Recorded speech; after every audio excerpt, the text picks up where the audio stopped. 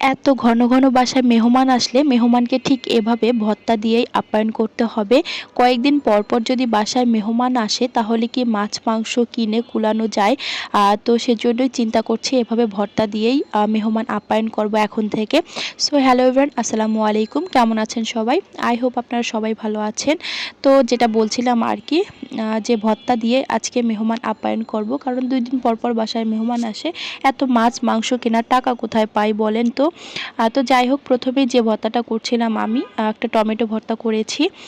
তো এখানে আমি চাপা শুটকি নিয়েছি, আজকে চাপা শুটকি ভর্তা করব। ভর্তা বলতে হচ্ছে ভুনা যে ভর্তাটা সেটা। তো সেজন্য আমি এখানে রসুন দিয়ে নিলাম, এখানে আমি একটু পেঁয়াজ দিয়ে নিয়েছি। এই ভর্তাটা কিন্তু অনেক মজা হয়েছিল খেতে। যাই হোক, এখানে দেখতে পাচ্ছেন আর আমি পেঁয়াজ আর রসুন দিয়ে সুন্দরভাবে এটা টেলে নিচ্ছি। এটা যখন হালকা একটু টালা হয়ে যাবে তখন আমি এখানে আমার যে চাপা শুটকিটা সুন্দরভাবে ধুয়ে রেখেছিলাম ওই চাপা শুটকিটা দিয়ে দিব। চাপা শুটকিটা তখন আপনি এরকম তেলের মধ্যে দিয়ে একটু ভেজে নেবেন, তখন কিন্তু চাপা শুটকির যে গন্ধটা ওরকম মানে দুর্গন্ধ যেটা আছে আর কি আমার মনে হয়, তো সেটা থাকবে না। তো যাই হোক, এখন আমি একটু ভাজা ভাজা হয়ে গেলে আমি এখানে টমেটো দিয়ে নিচ্ছি। টমেটো দেওয়ার পর এক এক করে সব ধরনের আমি মশলা দিয়ে দেব। মশলা বলতে এখানে হলুদ দিয়েছি, লবণ দিয়েছি আর শুকনা মরিচের গুঁড়া দিয়েছি। গুঁড়া দিয়ে এভাবে কিন্তু আমি অনবরত এভাবে লেড়েই যাব সুন্দরভাবে।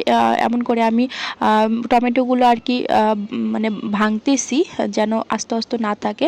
তো দেখতেই পাচ্ছেন লুকটা কিন্তু অনেক সুন্দর হয়েছে। তো যাই হোক, চাপা শুটকি ভর্তা হয়ে গেল। এখন চিন্তা করলাম যে একটু মিষ্টি কুমড়া ভর্তা করব। তো সেজন্য মিষ্টি কুমড়া দিয়ে নিলাম, কয়েকটা রসুনের গোটাও দিয়েছি, দিয়ে সিদ্ধ দিয়েছি। আর এদিকে টমেটোর যে আমি ভর্তাটা করলাম, চাপা শুটকির ভর্তা, এটা একটা সুন্দর ভিডিও নিয়ে নিলাম। তো দেখতে পাচ্ছেন একদিকে কিন্তু আমি মিষ্টি কুমড়া ভাজি বসিয়ে দিচ্ছি আর অন্যদিকে আমি মিষ্টি কুমড়া সিদ্ধ বসিয়ে দিয়েছি ভর্তা করার জন্য। তো ভাজির মধ্যে পরিমাণ মতো লবণ দিলাম, একটু হলুদ দিয়ে নেব। এখন হলুদ দেওয়ার পর আমি সুন্দরভাবে এটা লেড়ে দিব।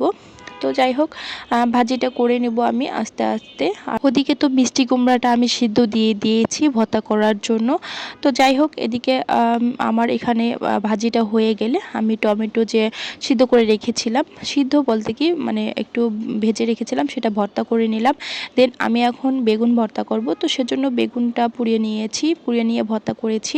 তো সব ভর্তা আর কি দেখানো সম্ভব হয় না। এখানে আলু ভর্তা করেছিলাম আমি, এখানে দেখতে পাচ্ছেন টমেটো ভর্তা, আর এখানে ছিল বেগুন ভর্তা, ওদিকে ছিল যে শুটকি ভর্তা করেছিলাম সেটা। তো আরও কিন্তু অনেক আইটেম ছিল এখানে দেখতে পাচ্ছেন। এখানে মিষ্টি কুমড়ার ভর্তাটা ছিল, মিষ্টি কুমড়া ভাজি ছিল।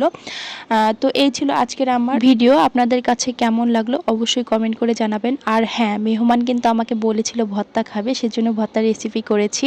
তো মেহমানকে তো অবশ্যই ভালো মন্দ খাওয়ানো লাগবে, পরের ভিডিওতে শেয়ার করব আমি আপনাদের সাথে। আজকের মতো